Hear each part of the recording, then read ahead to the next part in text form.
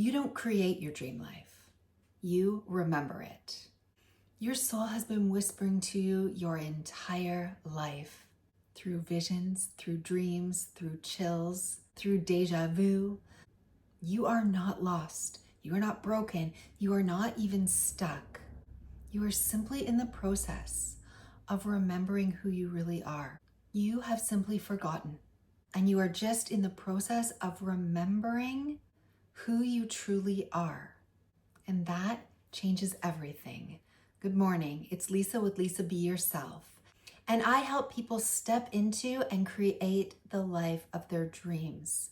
So if this is something that's calling to you, if this is a topic that you are interested in, then go ahead and hit like and subscribe for more videos like this. And today I want to really help you understand that you are not fabricating or making up your dream life. You are remembering it. Okay, you are not creating a plan or making a vision board or implementing or finding the right blueprint.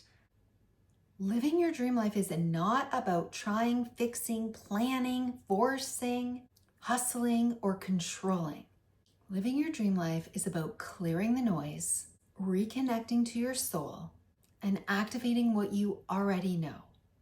You don't need someone's 5-step hack on how to live your dream life because your soul already knows. And so if you are excited about today's video, then go ahead and give it a like right now because we are going to dive deep. Okay, so in the last video, I spoke about the soul and how your soul already has the plan. And if you haven't seen that video, then go watch it here. I will link it at the end of this video. It's a really important video to understand that your soul has the plan to your dream life. This is not something you need to create or figure out. And it's not something that you're making up or just fantasizing about. So when I tell you that you're not making up your dream life, but remembering it, let's really dissect this. What do you mean remembering? You might be asking. What do you mean, Lisa? Where do I remember it from? When? When do I remember this from? So there are many different places that you actually remember your dream life, the life that you were born and created to live from. One of the places that you remember this from is before you even came here, before your soul even came to this earth. And this is not a video about religion.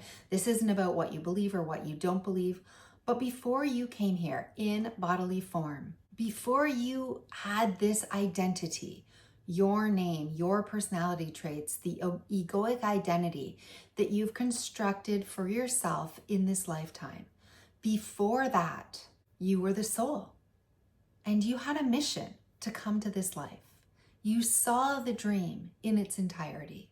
You signed up for the mission and you knew the essence of who you were. The essence, right? The soul part of you, the essence, not the construct or the personality or the identity that you are going to create down here on earth, but the essence of who you are and what you are coming to earth to live for. And your soul carries this blueprint, right? In your DNA.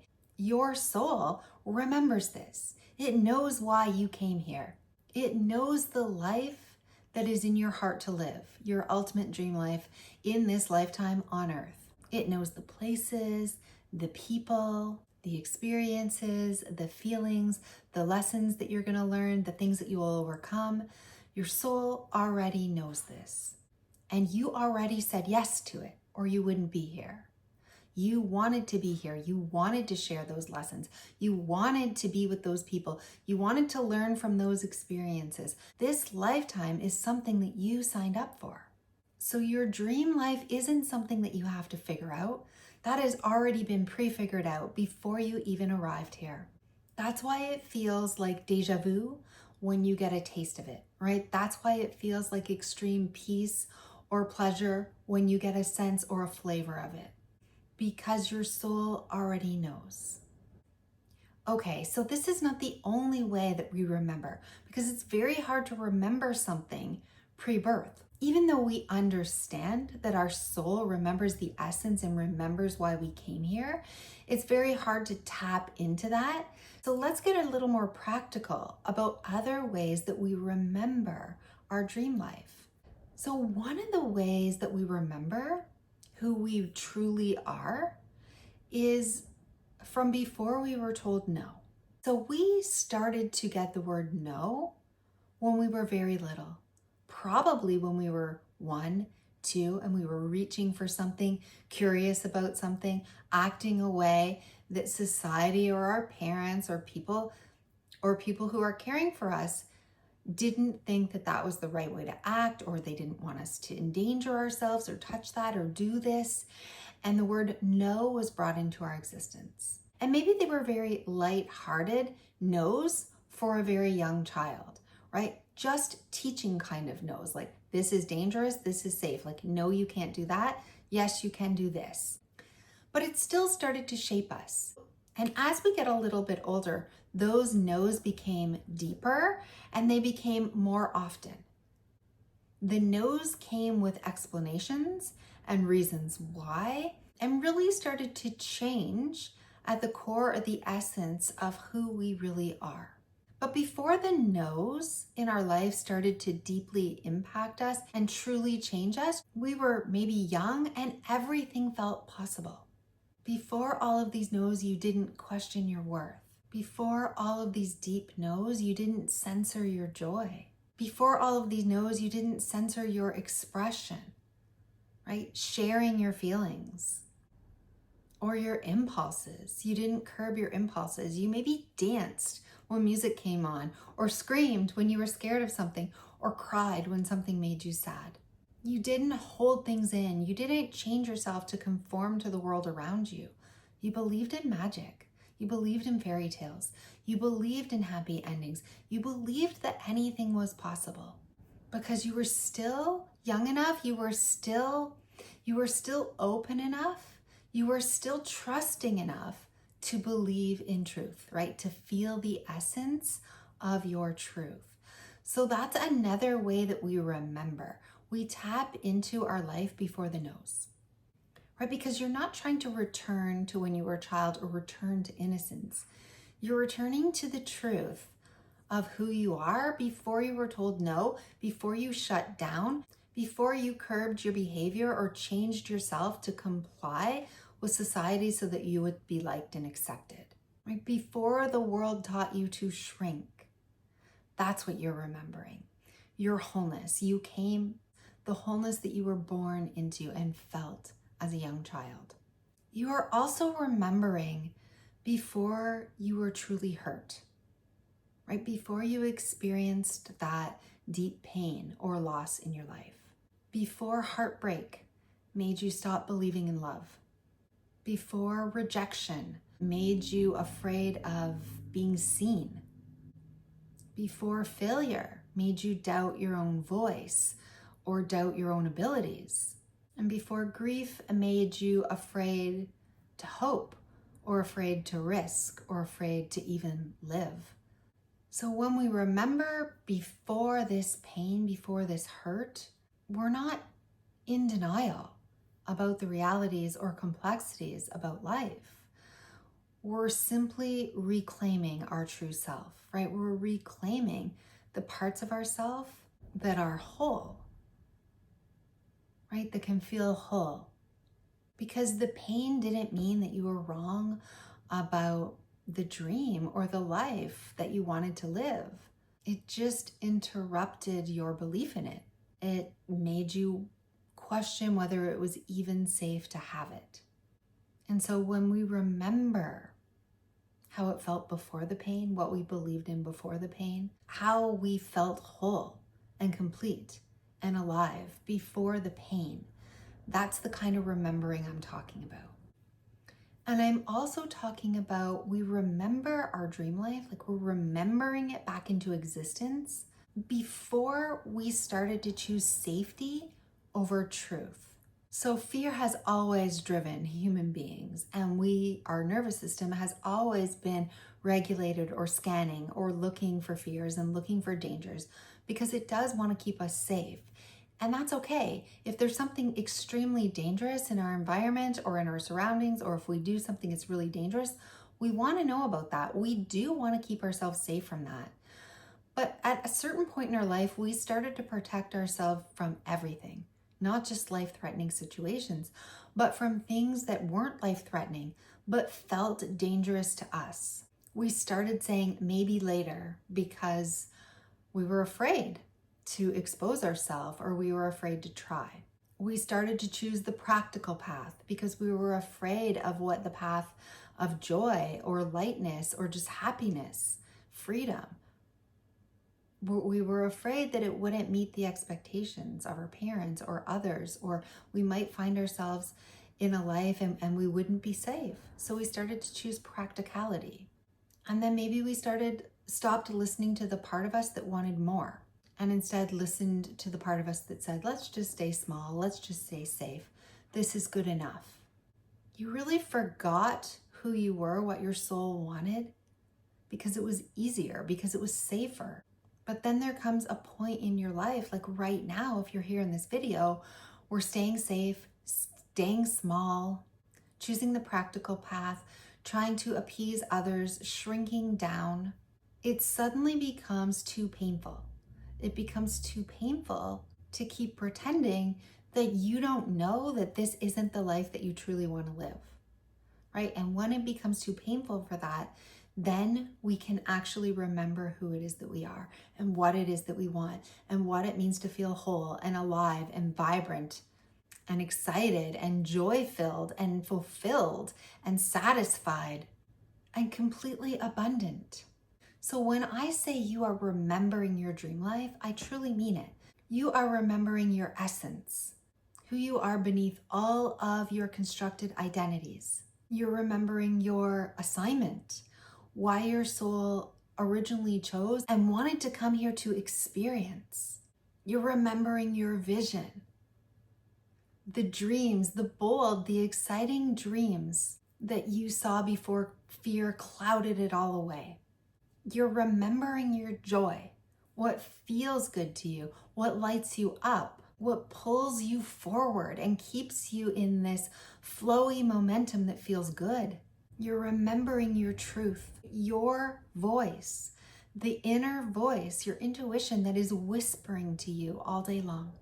And you are remembering your knowing, the knowing of the life that you would live if you stopped asking for permission. If nobody was watching, you are remembering that knowing. So I want you to understand that you are not making up your dream life. It's real. It is already real, right? The life that you crave, the life that you deeply desire is not a fantasy. It is not make-believe. You are not making it up. It's truly a memory that you have never let go of, a memory of being whole, a memory of feeling joy, a memory of feeling excited, a memory of feeling abundant. A memory of feeling completely loved and safe. A memory of feeling connected, deep connection. And when you stop fighting for who you're not, you get to be who you are. So your soul remembers. It remembers everything. It remembers who you were before the fear, who you were before the no's, who you were before you shrunk, because your soul already holds the blueprint for your highest life. So here are some other ways that you might remember who you truly are, right? What your dream life actually is. When you feel envy or jealousy, that is a ping directly from your soul telling you you want this too, telling you exactly what it is that you desire. When you feel burnout, that's another ping from your soul telling you this is not the life that you were meant to live. It's showing you exactly what you're not here to feel and experience. When you feel boredom or restlessness or even misaligned, these are all signs, ping, ping, ping, directly from your soul, telling you that you are not living your own dream life. You are living a version of someone else's life. And that's why it feels this way. That's why it feels bored. That's why you feel restless. That's why you feel heavy. And when you are doing something that feels joyful, or you feel like you're in flow, or you're having some sort of creative resonance, or you feel like you're enjoying your life in that moment, that is a ping, ping, ping from your soul too, saying, this is it, more of this, follow this. You are on the right track. So a lot of people get stuck because they feel like they have to figure their entire dream life out. But your dream life was never something that you had to figure out. You do not have to create a blueprint for it. Your soul already has it. The blueprint is already made, and everything that you do in your life is pointing to you whether you're on or off course. That's what I mean by remembering, right? Honestly, when you are living and you feel envy or jealousy, that is a remembering. Okay, that's not something bad. That is an emotion that your soul sends you directly so that you can redirect your own life. When you feel connected or in resonance with something, deep resonance with something, you might get chills. You might feel emotional. You might even tear up when you hear truth. This is your soul showing you through those tears that just sort of flood out of nowhere. You are remembering deep truth. That desire that you feel, those daydreams that you keep having, that imagination that keeps going wild inside you. This is your soul. This is your soul. When a deep craving or desire for something persists, this is your soul pinging you, reminding you, telling you in which direction to go, what it is that you want, where your dream life is. It's showing you the blueprint. When we think of fond childhood memories, okay, when we feel nostalgic and we get these wonderful childhood memories where everything felt perfect, right? Where you felt alive, where you felt full, where you felt whole, where you felt like you were at home in your body, in the world. This is your soul reminding you what it feels like before all of the conditioning. Before you locked into this identity that puts you in a box, and before the outside world conditions you to become or mold yourself to a different way, right? Those daydreams, those childhood memories, those nostalgic feelings, that is the soul helping you remember what it feels like without the conditioning. When you're having literal dreams at night, or you're having daydreams or visions about something that you want to happen in the future, this is your soul. Your soul is telling you whether you're on course or off course. How are your dreams? Are they beautiful? Are they filled with fear and dread?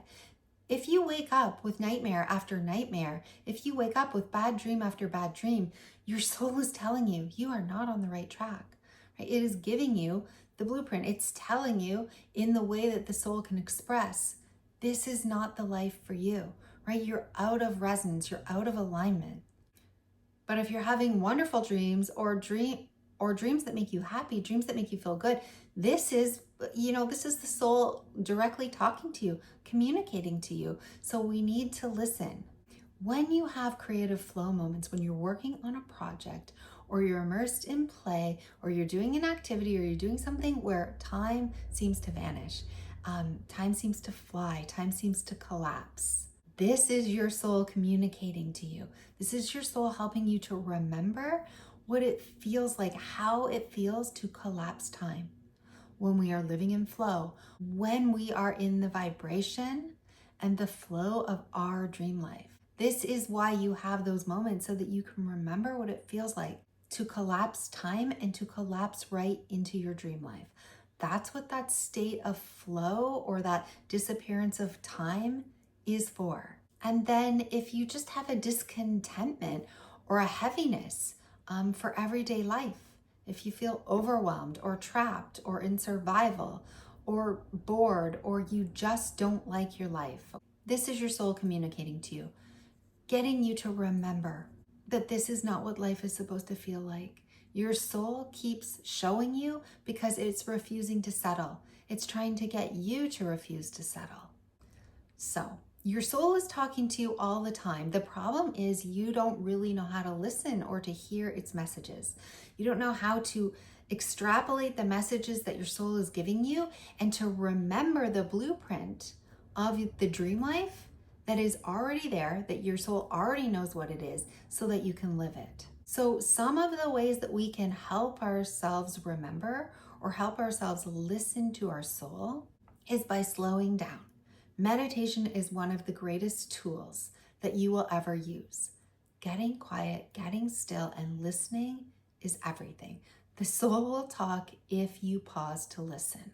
Also, you must learn how to be honest again with things that you don't like, with things that aren't for you, about anything that feels heavy or dead to you. The other way that we can listen to our soul is by letting go of the need for proof. We are always asking our soul, like, prove it. We're always saying, I won't act, I won't do this, I won't follow my intuition, I won't follow your messages until I get like this hard evidence and proof.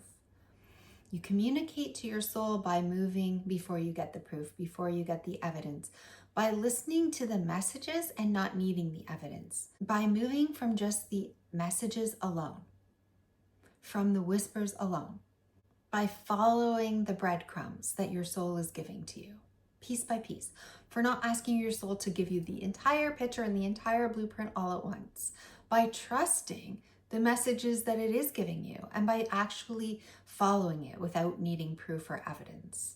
And then by really getting out of self-delusion. Like, a lot of times I feel like we pretend not to know, because it would be hard if we did know the truth. It would be hard if we had to follow our truth. So sometimes it's easier to pretend or hide behind something that we truly know, right? We're getting the messages, but we turn away, or we pretend we didn't hear them, or we ignore them, because change is hard. But if we want our dream life, then change is the only way. And so we must stop pretending that we don't already know the truth, that we don't already know what's meant for us. But sometimes people will say to me, well, why did I even forget in the first place? If it's the soul's mission, and if I came here for a particular reason, and if I already know my dream life, then why did I even forget? Why did my soul forget? And it really truly forgot, not because it wanted to, or it wanted to make this hard on you. It's because you were programmed at an early age by your parents, by society, by all sorts of conditioning, and you were seeking approval because you wanted to be loved, you wanted to belong, and you wanted to feel safe. And in doing so, you were taught to dismiss your own selfish desires, your own whispers, maybe things that other people thought were unrealistic goals or unrealistic things to focus on. Maybe they thought it was indulgent to think about these things. And you were literally programmed and taught to dismiss these parts of yourself. You also forget because of trauma. Things happen to you in this lifetime, experiences, bad things, bad experiences, things that you want to safeguard yourself against and protect yourself against from ever happening again. And the nervous system gets involved. The nervous system shuts down. The nervous system is wired to keep you in fight, flight, or freeze because it wants to keep you safe and it wants to protect you. So experiencing trauma can really make us forget who we are because the nervous system overrides conscious thoughts so that it can keep you safe. It really doesn't want, bad experiences and bad things to happen to you again. So it wires it in so it can protect you. But that gets in the way of our soul's messages. We also forget because we want to protect ourselves from disappointment in life. If you've ever been disappointed, you know what a horrible sinking feeling that is. And often we protect ourselves, we'll do anything to protect ourselves against the feeling of disappointment. And so we forget what it is that we really want. We forget who it is that we really are because we don't want to fall short. We don't want to fail. We don't want to lose something. We don't want to feel that disappointment from not attaining the thing that we want. So therefore, sometimes it's easier to turn away from it or to reject it or to even forget that it exists at all. Because we as humans really can't handle that overwhelming feeling of disappointment. And other reasons that we forget are because we want to be liked. We want to appear responsible. We shrink ourselves to be what we see around us. And if other people are shrinking themselves, if other people are acting certain ways, we shrink ourselves to meet the other people so that we can relate to them, we can connect with them, we can have relationships with them, and we're not abandoned and we don't feel alone. We don't want to rise up above them. We don't want to rise up to be our fullest self if we're not then surrounded by a tribe of other people around us like that. If the tribe around us isn't doing that, then we won't do that. We'll stay safe, we'll stay small, we will shrink back so that we can feel connected to those around us. so that they will like us, so that we can feel responsible, so that we can feel like we're worthy of their approval. Really, when we forget, it's because we want to protect ourselves. But our soul didn't forget. Our soul never forgets. So it keeps pinging you. It keeps giving you all the whispers and the feedback in your life so that you will remember, because it's never going to let you forget. And it is just waiting for you to trust it again, to tune in, to listen to it, so it can show you who you really are. So let's start remembering. That is the key to getting your dream life. That is the key to living your dream life. It's remembering who you really are. So you want to start by asking yourself some questions. If I wasn't afraid, what would I admit that I truly want? Ask yourself, what would my dream life look like if nobody else had an opinion on it? Ask yourself, what am I dimming down in myself because I fear what other people will think? Ask yourself the question, when is the last time I truly felt alive, happy, fulfilled, and free? And then practically, if you want to live your dream life, you have to start remembering who you are. And the way you do this is by spending time every day listening to your soul in meditation, in deep reflection. No content, no listening to videos, no listening to podcasts, no news on in the background, no scrolling on your phone, no to-do list, no distractions, just you. You can begin journaling or writing out your dreams, writing out your longings, writing out your desires. You can start to tune in to your internal compass, the one that's guiding you, the one that's telling you, no, your dreams in life is not this way, and yes, your dream life is this way. It will basically tell you, no, it feels bad over here. Yes, it feels good over here. It's an internal compass, and it's not lying. It is trying to show you exactly where to go. And then the last thing you can do is walk towards what excites you. Move towards what expands you, even if it scares you, right? Go straight to the edge of your truth. If it scares you, if it feels too much, then you're standing right at the edge of your truth. Jump, go toward it. Lean into the excitement and the joy and the desire of everything that you want. Because the truth is, you're not stuck, you're not broken, you're not behind. You are not too dumb or stupid or confused to figure this out. You are here to remember the real you, the soul-led life, the dream life that you saw so long ago that has always been living right here in your soul, right here in your heart and soul. This dream life is not a fantasy. It is a memory. You must allow yourself to remember it. And so if this video awakens something in you, then this next season of your life is about choosing her. It's about choosing your dream life. And it's about stepping in and living that life, the life of your dreams, to the fullest. So if you want to go deeper with me, then stay close, subscribe to this channel, and get ready, because something powerful is coming. And if you liked today's video, then go watch the one I referenced in this video about your soul already having the plan. I'm sending you all my love, and I will see you in the next video.